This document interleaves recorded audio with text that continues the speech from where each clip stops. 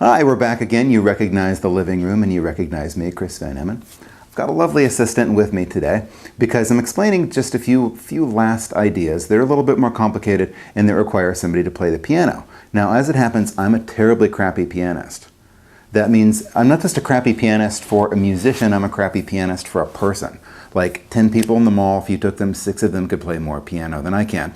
So it'd be really distracting for me to do it. So I've asked my lovely wife here to join me and do a little bit of piano demonstration for us, okay?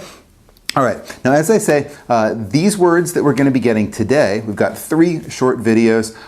Each of them is going to deal with really just one concept, and the concepts are a little bit more complicated. They're not going to be on your quiz, but they're going to be super important that you understand them, because otherwise a lot of discussion in class isn't going to make much sense. Okay, so here we go. First up, first of our words, there we go, texture. Texture, now we can all see us. Texture is the musical word for how parts are woven together. Some textures are super duper simple because there might be only one part going.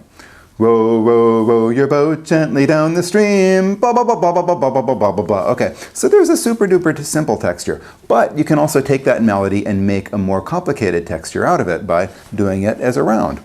Row, row, row your boat gently down the stream. Merrily, merrily, merrily, merrily, life is but a dream. Merrily, life is but a dream. There you go. You can also take that and make that simple melody into a more complicated texture by giving it a simple chordal accompaniment, thusly.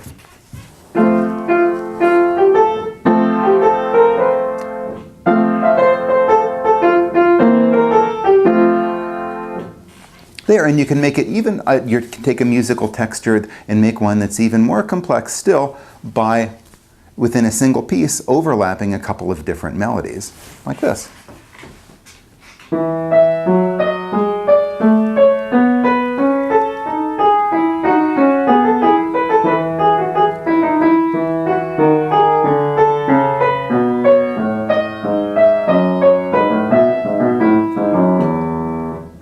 So there you had 2 different independent lines going at the same time. That was an example of a more complex texture.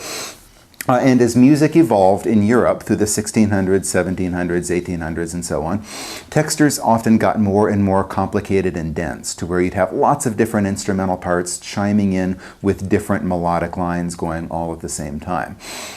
So texture, very important word there, the relationship of parts or how parts are woven together.